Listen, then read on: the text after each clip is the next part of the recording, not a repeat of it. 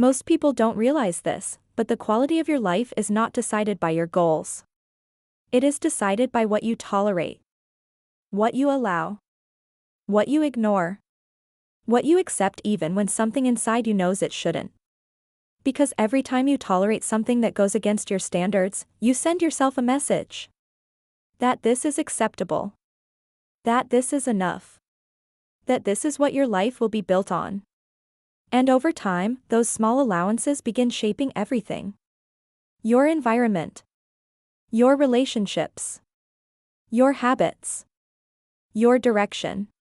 That is why two people can have the same potential, the same opportunities, and still end up in completely different lives. Because one raised their standards, and the other kept tolerating less. Part 1: The small things you keep accepting. Most people think standards are something big. They imagine that raising their standards means making dramatic decisions, changing their entire life, or walking away from something obvious. But that is not how it usually works. Standards are built quietly. They are built in small, ordinary moments that most people overlook. In the way you allow people to speak to you. In the way you handle your time. In the promises you make to yourself and either keep or break. Imagine someone who is capable, thoughtful, and responsible. From the outside, their life looks stable. They show up when they are needed, they handle their responsibilities, and they try to do the right thing. But there are small patterns that repeat. They let certain comments slide even when something feels off. They agree to things they do not fully want to do. They stay in situations longer than they should because it feels easier than changing them. They delay things that matter to them while giving their energy to things that don't. None of these moments seem serious enough to change a life. That is exactly why they matter. Because standards are not lowered in one decision. They are lowered gradually, through repeated acceptance. Each time you tolerate something that does not align with what you know is right, your mind adjusts. It begins redefining what is normal. At first, the difference is subtle. You feel slightly uncomfortable, but you move on. You feel a small sense of frustration, but you ignore it. You notice something is not right, but you tell yourself it is not worth addressing. Over time, those small moments begin to accumulate. And something important starts to shift. Your environment begins to reflect what you accept. Your routines begin to reflect what you allow. Your relationships begin to reflect what you tolerate. Without realizing it, you are shaping your life through what you do not challenge. This is where many people get confused. They think their life is the result of circumstances, luck, or timing. But often, it is the result of patterns that went unchecked for too long. The person in our example begins to feel it. Nothing in their life looks obviously wrong, but something feels off. They feel more tired than they should. Decisions feel heavier. There is a quiet sense of frustration that they cannot fully explain.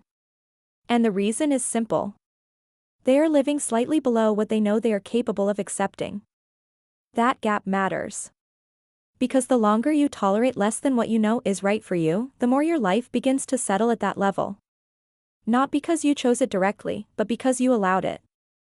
And over time, people find themselves in a position they never intended to be in, asking how things ended up this way. The truth is rarely dramatic.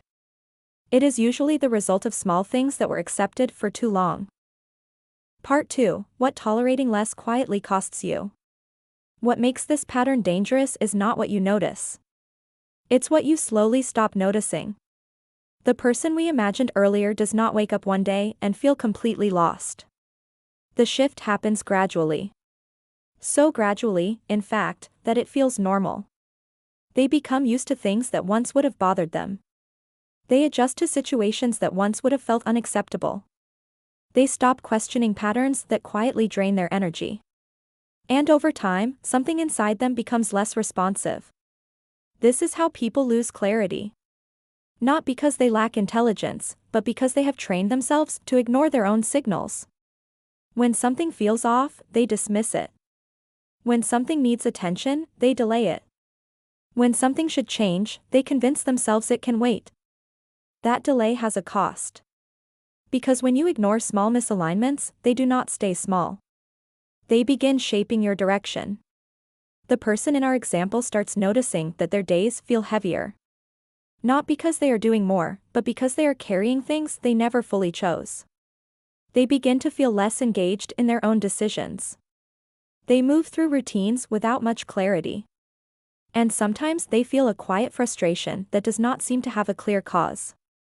The cause is subtle. They are living in a way that no longer matches what they know is right for them. That gap creates tension. And when that tension is ignored long enough, it turns into something else. It turns into doubt. They begin questioning their own judgment. They hesitate before making decisions. They look for reassurance instead of trusting themselves. Not because they are incapable, but because they have stopped relying on their own standards. This is how tolerance affects confidence. Confidence is not only built through success. It is built through alignment. When your actions consistently reflect what you know is right, your mind begins to trust you. But when your actions repeatedly move away from that, your mind becomes uncertain.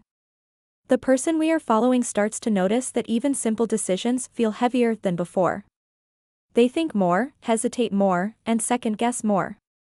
Not because life became harder, but because their internal reference point became weaker. And here is where the deeper cost appears. It is not just about feeling tired or frustrated. It is about losing direction. When you tolerate too much for too long, you stop actively shaping your life. You begin adapting to it instead. You respond instead of choosing. You adjust instead of deciding. And that is how people end up far from where they intended to be. Not through one wrong decision, but through many small allowances that were never corrected. At some point, the person realizes this. They begin to see that nothing dramatic went wrong. There was no single moment that changed everything.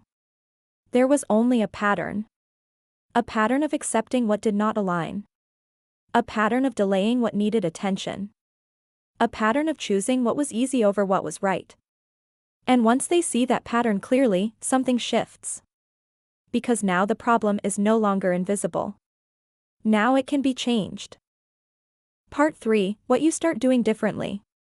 You can usually recognize the moment this starts to change. It's not dramatic. It's when you catch yourself about to do the same thing you've always done, and you pause. You're about to agree. You're about to ignore that feeling. You're about to move past it again. But this time, you notice it. And instead of moving quickly, you stay with it for a second. That's where it begins. Because most of the time, these moments happen fast. You respond, adjust, and move on before you even realize there was another option. But when you slow it down, even slightly, you start seeing something different. You see that you have a choice. Not a big one.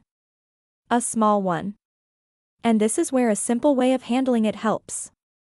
You can think of it in 3 steps: pause, check, choose. First, pause. When something feels off, don't rush past it. You don't have to respond immediately.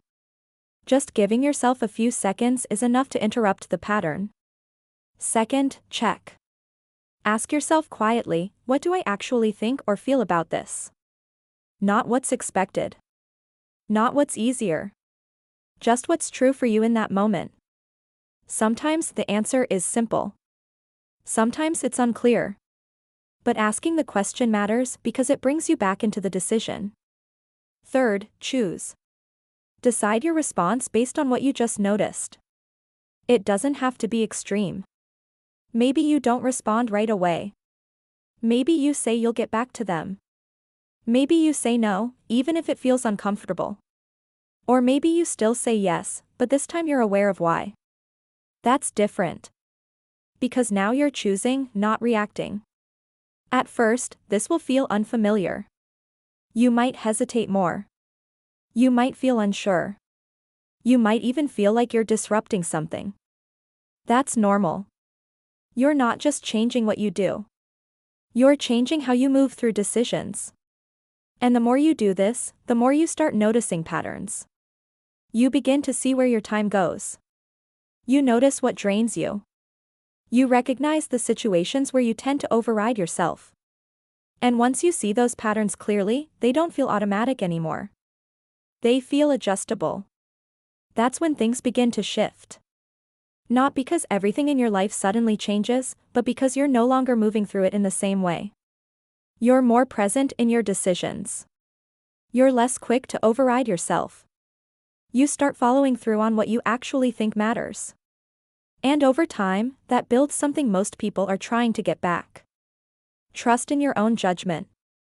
Not because you forced it, but because your actions are starting to match what you know is right for you. That's what changes your standards. And once your standards show up in your decisions, your life begins to reflect them. If you think about it, you've probably felt this before. That moment where something didn't sit right, and you moved past it anyway. Not because you didn't know, but because it felt easier to ignore it than to deal with it. And maybe nothing obvious happened after that. But something small shifted.